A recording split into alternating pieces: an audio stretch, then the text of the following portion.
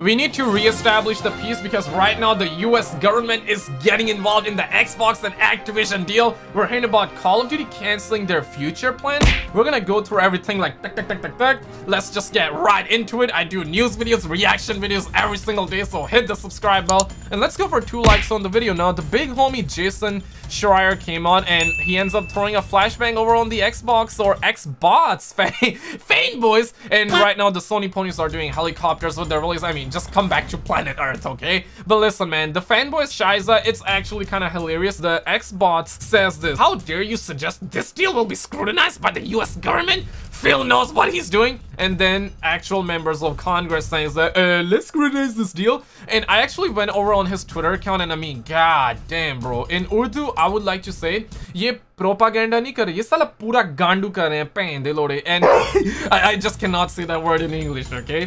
Activision Blizzard, already a gaming giant, has a pattern of bullying workers to avoid accountability for rapid damn, okay, damn misconduct. I expect this deal to be closely scrutinized to ensure that it won't harm American worker or competition. Damn, homies, damn. And there's a scientist that came out and we had this interesting question, and that is, what's your KD, bro? I really want to know though. I really want to know. Smash the like button if you want to know too. But damn, bro, nobody saw this coming. And obviously this is to do with the antitrust. In the past, I heard that something like that happened back in late 90s, early 2000s, because they don't want Microsoft to become a monopoly. In simple English, they don't want Microsoft to become Thanos and literally have all the gaming companies out there, because that can F up the economy and competition. And I've been reading all of your comments. Some of you think that it's never gonna be an Xbox exclusive, it's always gonna stay on the PlayStation. Some of you are also saying, thanks nice Phil, I will never buy an Xbox, Phil needs my Call of Duty money. Some of you think that it's gonna be an Xbox exclusive once the deal is expired or the contract with PlayStation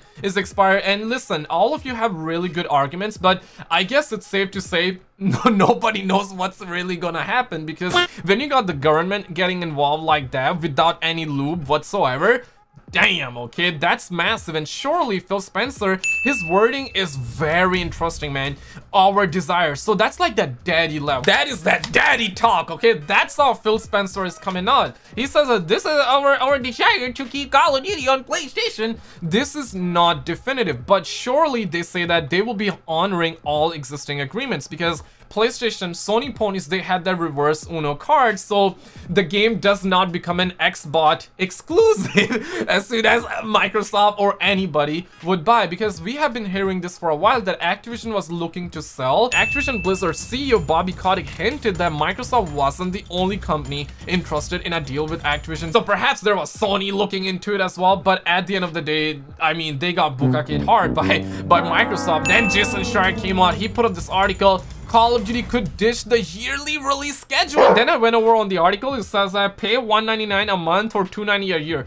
Get the F out, okay? Do you think I'm a president of Honolulu out there? Do you think $290? Get the F out, okay? We're gonna stick with the reliable Charlie Intel. Obviously, credit to Bloomberg, Jason Schreier. I'm just joking around. Inside Activision Blizzard this week, lots of cautious optimism about the merger and Kotick being gone, excitement for more creative freedom under Xbox, fear of layoffs, Call of Duty could ditch the yearly release schedule, new story. This situation is blowing up so much so that the homie Joe Smoke came out and says that I still think Call of Duty should stay a yearly release. The model works, especially with Game Pass into play. Why change it? And the homie got bukake so hard by the man around the streets, Ryan Go Fight _24. The model does not work. People are sick of yearly releases. Only reason the game continues to make so much money is because it's an established brand and the fanboy sheep continue buying it. It's cause it's the most casual shooter on the market. Now love him or hate him though, he do be spitting facts. And at the end of the day, when you look at Call of Duty Vanguard, even Battlefield or any massive AAA game that came out recently, mostly all the games are incomplete. It's as though like the devs are doing helicopters with their release. But at the end of the day, can a brother perhaps see like Call of Duty coming out every other year? I'm saying that as a YouTuber. Now if you were to ask me like 2 years ago, I would be saying as a YouTuber I would prefer that Call of Duty comes out every year. As a player, 2 years is good, but now even as a YouTuber